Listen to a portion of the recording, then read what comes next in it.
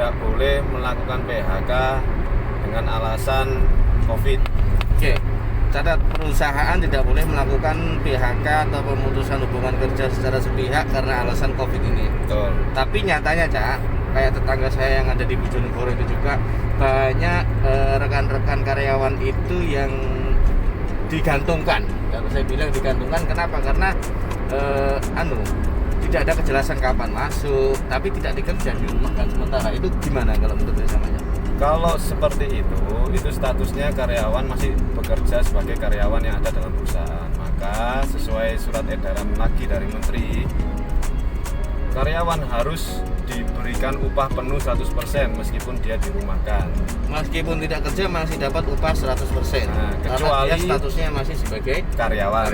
Kecuali apabila di perusahaannya terdapat serikat pekerja atau perwakilan pekerja yang sudah melakukan komunikasi atau perundingan tripartit kepada perusahaan terkait upah yang diberikan pada saat karyawan dirumahkan, itu beda lagi. Misal ada kesepakatan antara pengusaha dengan pekerja, kalian saya rumahkan karena COVID ini, tapi saya nggak mampu membayar penuh upah kalian, saya mampunya 50%. Nah, itu sudah jadi kesepakatan. Sesuai kesepakatan ya. Bipartit ya. Tuh. Itu bipartit itu bisa nggak, kalau misal itu kan ada perwakilan dari serikat buruh ya. Ya. Kalau misalkan secara perseorangan ini gimana aja kayak gitu ya?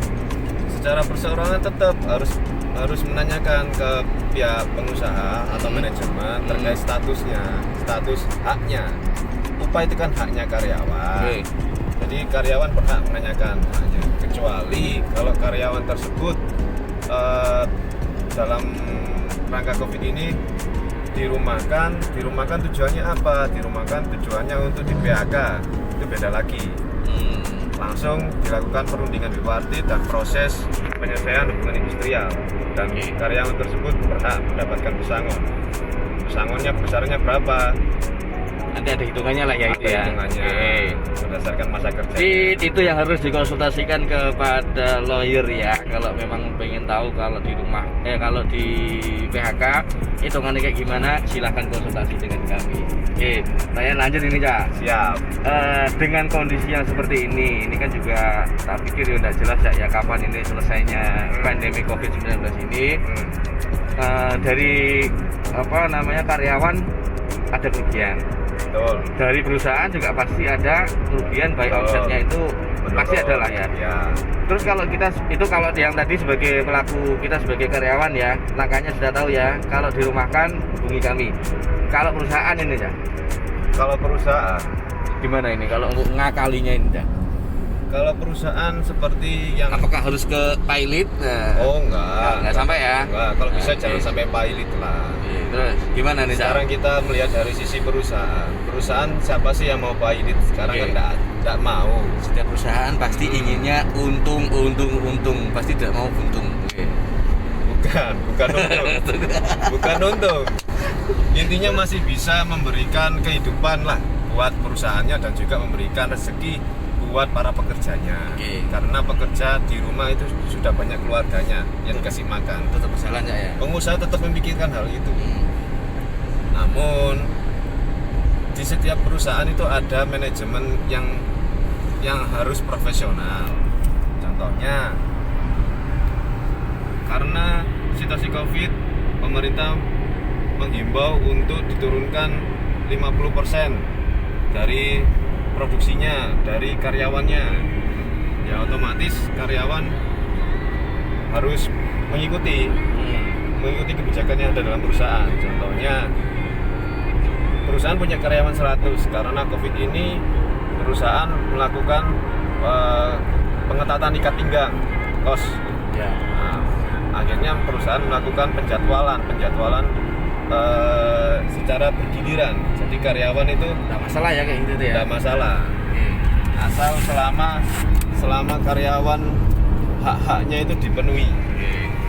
Jadi yang paling utama juga harus ada kesepakatan antara pengusaha dengan karyawan. Intinya kesepakatan. Setelah ada kesepakatan tadi, dilaporkanlah ke Disnaker dan juga ke PHI atau dicatatkan, dimintakan pengesahan ke PHI. Oke. Jadi apabila sewaktu-waktu nanti ada yang mempermasalahkan dasarnya kesepakatan tadi, itu yang bisa jadi penyelesaiannya, bahwa sudah terdapat kesepakatan antara kedua belah pihak, antara pengusaha dengan karyawan. Kalau pihak karyawannya mengajukan ke PHI Cak ya. Oh. Oke. Jadi sebenarnya baik ke pengusaha dan karyawan ada titik temunya. Oh. Tinggal caranya ini manajemen kantornya bagaimana. Oh. Ada pertanyaan Cak toh? Siap, sementara bagus Bagus ya. bolanya.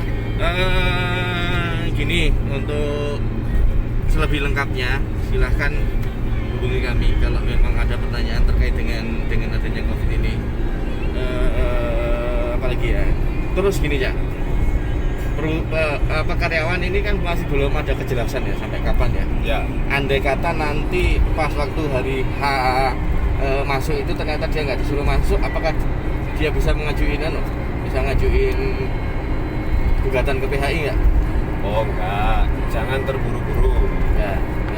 Langkahnya gimana nih? Langkahnya datang ke perusahaan minta kejelasan. Oke. Karena seperti di Surabaya, Gresik, Sidoarjo itu kan PSBB-nya sudah selesai. Sudah selesai. Nah, kalau sudah selesai otomatis kan new normal. Otomatis perusahaan berjalan seperti biasa kembali. Ya. Harusnya perusahaan memanggil karyawan yang dirumahkan tadi. Oke. Tapi kalau perusahaan ada niatan, maaf, Anda nggak kami panggil kembali karena kami melakukan efisiensi. Oke, tidak apa-apa. Tinggal dinegosiasikan terkait hak pesangonnya yang itu ya. karyawan dapatkan. Tapi pasti ini pihak perusahaan ini pasti juga sudah memikirkan hal itu ya. Harus. Dalam artian ini kelihatannya pasti sudah dianalisis oleh pihak perusahaan juga ya untuk Betul. antisipasi tindakan itu ya. Betul. Soalnya sini perusahaan itu kalau mau memecat atau mem-PHK seseorang karyawan itu pasti pikir-pikir. Kenapa? Karena di situ dia ada mempunyai kewajiban untuk membayar hak-haknya itu. Betul. Itu yang titik temunya itu. Loh, ini kenapa ini? Kenapa ini? Kelihatannya saldonya habis itu, Pak. Makanya Nah, di etal nih saldonya habis. harus diceples. Harus. Ini kita sudah sampai tol Japanan. Japanan. Ini masih sebentar lagi ya. Semoga nanti sampai sana enggak lagi jam tidak diboleh kunjungi. Karena kalau lapas itu masih belum bisa dikunjungi oleh pihak keluarga ya. Oke. Tapi kalau kami sebagai penasihat hukum masih ada toleransi. Tapi kita lihat aja nanti di lapas seperti apa. Siap. Ada pesan nggak Kak ini untuk karyawan dan untuk para pengusaha ini? Ada satu poin lagi. Karena COVID kemarin perusahaan sudah melakukan banyak penghematan. Terus karyawan dirumahkan. Ingat, kalian karyawan pekerja kemarin pada saat hari raya sudah dapat THR belum? Aku durung ya Kak? Oh. Durung untuk sampean maksudnya. Ya, terus Kak. Banyak perusahaan yang mengajukan sesuai surat edaran dari Menteri Tenaga Kerja juga bahwa THR itu bisa dicicil.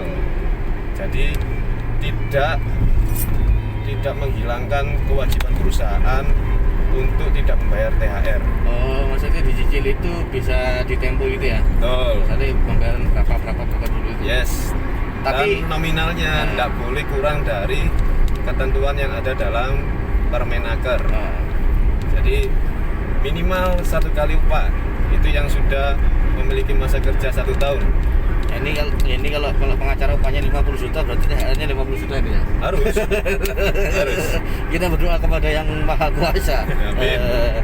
Rezekinya pengacara itu di langit, ngerjainnya di bumi.